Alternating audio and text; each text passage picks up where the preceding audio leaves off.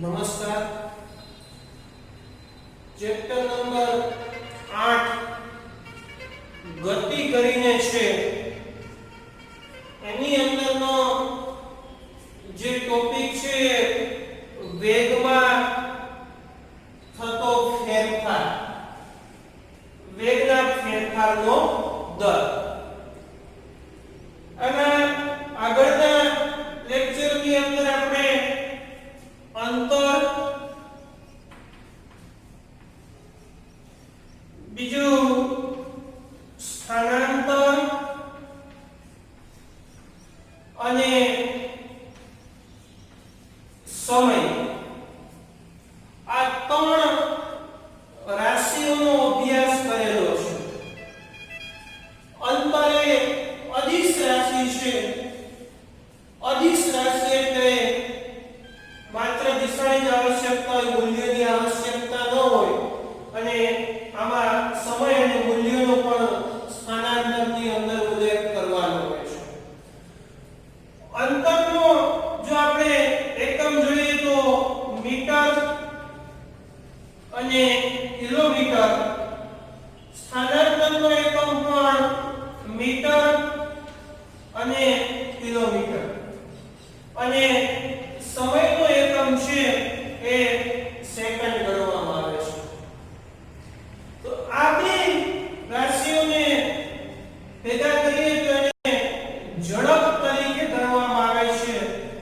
ઝડપ બરાબર અંતરના છેદમાં સમય, અને અંતરનો એકમ મીટર અને સમયનો એકમ સેકન્ડ, એટલે મીટર પ્રતિ સેકન્ડ લખવામાં આવે છે.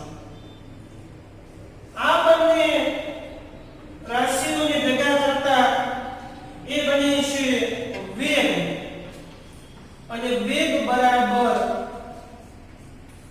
સ્થાનાંતરના છેદમાં સમય. સ્થાનાંતરની વ્યાખ્યા તમને ખબર છે, પદાર્થના સ્થાનમાં થતા ફેરફારને સ્થાનાંતર ગણવામાં આવે છે. તો સ્થાનાંતરનો એકમ મીટર અને સમયનો એકમ સેકન્ડ, એટલે આનો પણ જે બનશે મીટર પ્રતિ સેકન્ડ. અહીંયા વેગની સાથે એક જો સમયનો ઉલ્લેખ કરવામાં આવે, સમય સેકન્ડ તરીકે, અને આ બંનેને ભેગા કરતા એક નવી રાશિનો ઉદ્ભવ થાય છે, એ છે પ્રવેગ.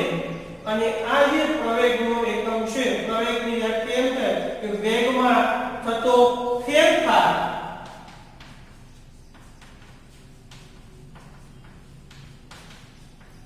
અથવા વેગ ના છેદમાં સમય. અને વેગમાં થતો ફેરફાર એટલે વેગ કહેવાય, અને વેગનો એકમ છે મીટર પ્રતિ સેકન્ડ, અને આ છેદમાં રહેલો જે સેકન્ડ છે ને અહીંયા મૂકતા એનો એકમ થશે મીટર પ્રતિ સેકન્ડ. તો આનો અભ્યાસ, એ પ્રવેગ છે, એ પ્રવેગને લગતો અભ્યાસ આપણે કરવાનો છે. તો વેગના ફેરફારનો દર એટલે એને ગણવામાં આવે છે પ્રવેગ તરીકે ગણવામાં આવે છે. તો આપણે હવે જે નેક્સ્ટ જે જોશું એ આપણે વાત કરવાના છીએ પ્રવેગ વિશે.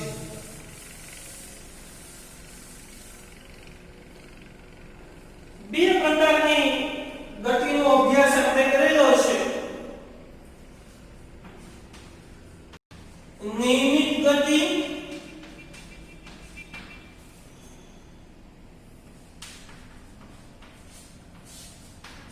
અને અનિયમિત ગતિ.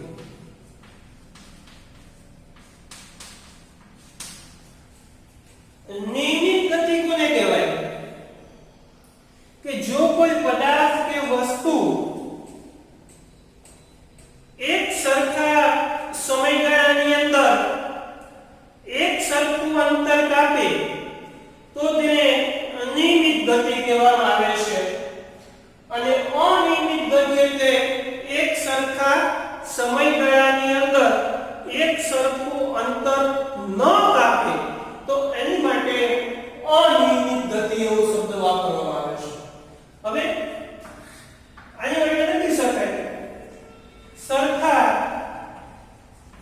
સમયગાળામાં સરખું અંતર કાપે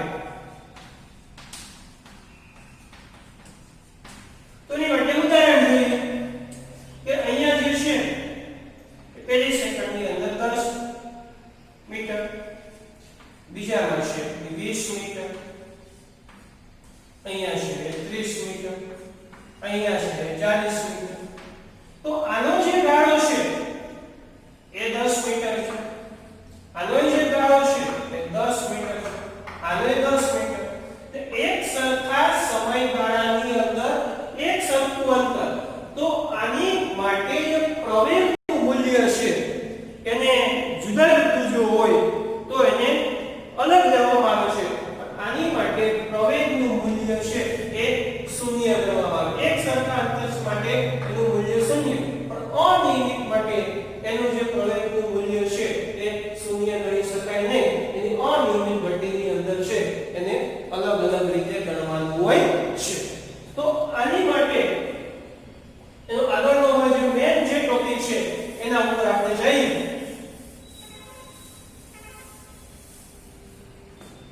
તો પ્રવેગ માટે લખી શકાશે પ્રવેગ બરાબર વેગમાં થતો ફેરફાર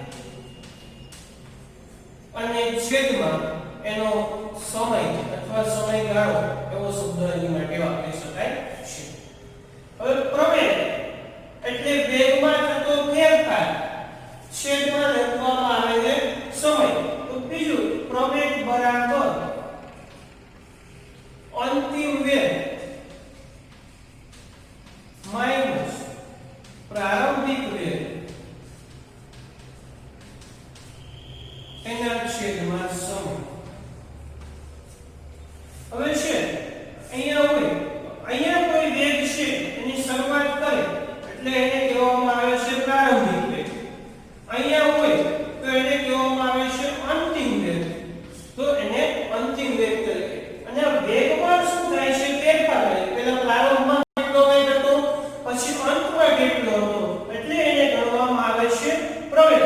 તો પ્રવેગને એક નાના એવા એ તરીકે દર્શાવવામાં આવે છે, એને એસેલેરેશન તરીકે ગણવામાં આવે છે. અને એને સ્મોલ a અને અંતિમ વેગને v વડે, પ્રારંભિક વેગને u વડે, તો v u અને સમયને તમને ખબર છે t વડે. તો અહીંયા લખી શકાય a બરાબર સાંકેતિક સ્વરૂપ કહેવાય છે, સંકેતની અંદર દર્શાવવામાં હોય તો a b u છેદમાં t. તો એનો એકમ જો આપણે ફાઇન્ડ કરવું હોય તો અહીંયા જે છે એ વેગમાં થતો ફેરફાર, તો પ્રવેગ બરાબર વેગ અને એના છેદમાં સમય. તો વેગ એટલે એને આપણે મીટર પ્રતિ સેકન્ડ તરીકે દર્શાવીએ છીએ આને, અને સમયની છેદમાં સેકન્ડ અને મીટર પ્રતિ સેકન્ડનો વર્ગ. તો પ્રવેગનો SI એકમ મીટર પ્રતિ સેકન્ડનો વર્ગ અથવા એને મીટર ઇન્ટુ સેકન્ડ ઇન્વર્સ આ રીતે પણ દર્શાવવામાં આવે છે. તો તે રીતે એના સેકન્ડનો મોટા ભાગે એનો કિલોમીટર અપોન આવર h વર્ગ પણ લખી શકાય, પણ સામાન્ય રીતે પ્રવેગનો એકમ છે એ મીટર પ્રતિ સેકન્ડ વર્ગ જ આવશે, એમાં કોઈ ફેરફાર આવશે નહીં. હવે પ્રવેગમાં થતા નિયમિત પ્રવેગ અને અનિયમિત પ્રવેગ, નિયમિત પ્રવેગી ગતિ અને અનિયમિત પ્રવેગી ગતિ, આ બે ગતિ છે.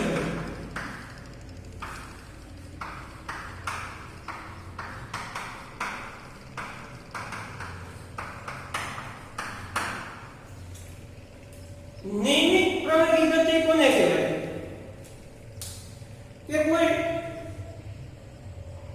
2 કે 5 માળના બિલ્ડિંગ ઉપર પથ્થરનો નીચેની તરફ ફેંકવામાં આવે છે કોઈ ટાવર ઉપરથી, અને અહીંયા જે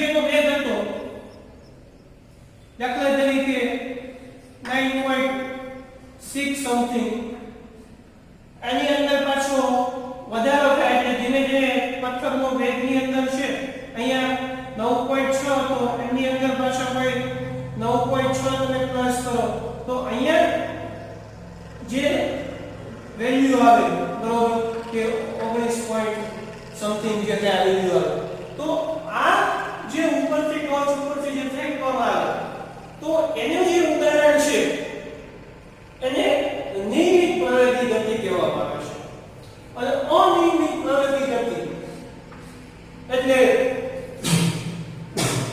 કોઈ સુરેખ પથ ઉપર કોઈ સરખો વેગ ન હોય તો એની માટે એક શબ્દ વાપરવામાં આવે છે અનિયમિત પ્રવેગી ગતિ અને એની અનિયમિત પ્રવેગી ગતિ માટે બીજો એક શબ્દ આવશે પ્રતિપ્રવેગી.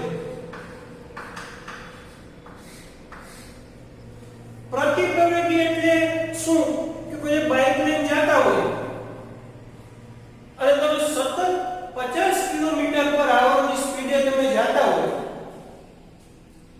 અને એકદમ તમારે કોઈ બ્રેક મારવાની થાય અથવા કોઈ વસ્તુ આડી આવે તો એક્સેલરેશન જે આપણે કહીએ એમને ધીમું કરવાનું થાય તો એના વેગની અંદર થતો ફેરફાર એટલે એને પ્રતિપ્રવેગી ગતિ કહેવામાં આવે છે અને પ્રતિપ્રવેગી ગતિનું મૂલ્ય હંમેશા ઋણ મળે.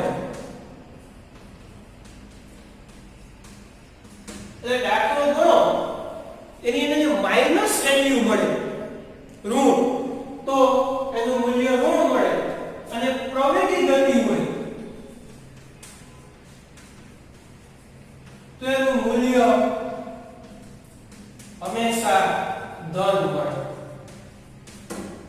માઈનસ તમને મળે તો ઋણ અને ધન મળે તેની માટે પ્રવેગી ગતિ ગણવામાં આવે છે અને આના આધારે એના એક્ઝામ્પલ આપણે જોઈએ. પ્રવેગને લગતું એક ઉદાહરણ જોઈએ કે સ્થિર અવસ્થામાંથી રાહુલ પોતાની સાયકલ ચલાવવાની શરૂઆત કરે છે. સ્થિર અવસ્થા એટલે પ્રારંભિક અવસ્થા એવો શબ્દ પણ વાપરી શકાય કે સ્થિર એ સ્થિર અવસ્થા છે. અહીંથી પોતાની સાયકલ ચલાવવાની શરૂ કરે છે 30 સેકન્ડમાં. સમય કેટલો છે? 30 સેકન્ડ. 6 મીટર પ્રતિ સેકન્ડ એટલે અહીં સુધી દાખલા તરીકે વેગ કહીએ કે 6 મીટર પ્રતિ સેકન્ડ છે. 30 સેકન્ડમાં કેટલો છે? 6 મીટર પ્રતિ સેકન્ડ. તો એવી રીતે બ્રેક મારે છે કે જેથી સાયકલનો વેગ ત્યારબાદની 5 સેકન્ડમાં એટલે ત્યારબાદની આ 5 સેકન્ડ સમય કેટલો થઈ જાય છે? 4 મીટર પ્રતિ સેકન્ડ. તો આ બંને કિસ્સાઓમાં સાયકલના પ્રવેગની ગણતરી આપણે કરવાની છે. તો પહેલું આપણે જોઈએ પ્રથમ કિસ્સો જોઈએ.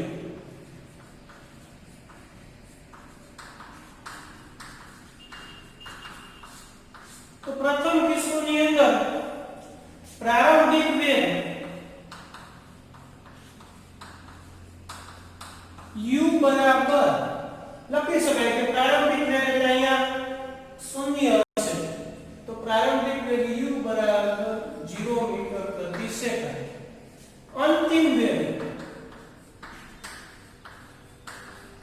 v બરાબર કેટલો છે? 6 મીટર પ્રતિ સેકન્ડ અને સમય t કેટલો સમય લીધો છે? 30 સેકન્ડ. હવે પ્રવેગનું સૂત્ર આપને ખબર છે.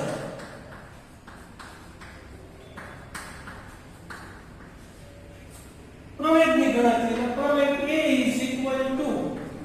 v u છેદમાં t. a v u છેદમાં t. તો v ખબર છે કેટલો છે? 6 છે. Minus u 0. સમય કેટલો છે? 30. a 6/30 એટલે 6/30 તો 6/30 કરતા એની વેલ્યુએશન આવે છે 0.2 મીટર પ્રતિ સેકન્ડનો વર્ગ 0.2 મીટર પ્રતિ સેકન્ડનો વર્ગ મીટર પ્રતિ સેકન્ડ જો ગણતરી તમે કરો તો આની વેલ્યુએશન મીટર પ્રતિ સેકન્ડ થાય આની સેકન્ડ એટલે આ સેકન્ડ છેદમાં તો એનો જવાબ પણ અહીંયા શું આવે મીટર પ્રતિ સેકન્ડનો વર્ગ આ પ્રથમ કિસ્સો પૂરો થઈ ગયો હવે જોઈએ બીજો કિસ્સો બીજો કિસ્સાની અંદર આપણે આ ભાગનો ઉલ્લેખ કરવાનો છે અહીંયા 6 મીટર પ્રતિ સેકન્ડ અહીંયા છે 4 એટલે આ પ્રારંભિક થશે આ શું થશે અંતિમ તો પ્રારંભિક વેગ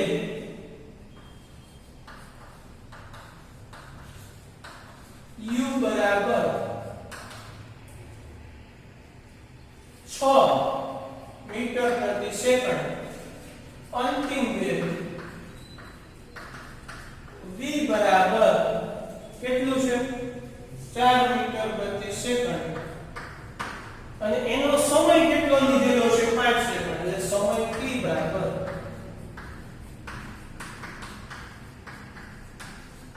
તો પ્રવેગનું સૂત્ર ઉપર પ્રવેગ a v u t v કેટલું છે 4 6/t એટલે 5 a 2 4 - 2 એટલે -2 ના છેદમાં 5 a બરાબર થશે -0.4 મીટર પ્રતિ સેકન્ડનો વર્ગ તો માઈનસ છે એની વેલ્યુ એવું થાય કે પ્રતિ પ્રવેગી ગતિ છે પેલા કિસ્સાઓની અંદર આપણે આગળ જોયું કે a બરાબર ધન છે એટલે પ્રવેગી ગતિ અને આને કહેવામાં આવે છે પ્રતિ પ્રવેગી એટલે આને પ્રતિ પ્રવેગી ગતિ કહેવામાં આવે છે અને આને કહેવામાં આવે છે પ્રવેગી ગતિ તરીકે ગણવામાં આવે છે એ ઋણ દિશાની પ્રતિ પ્રવેગી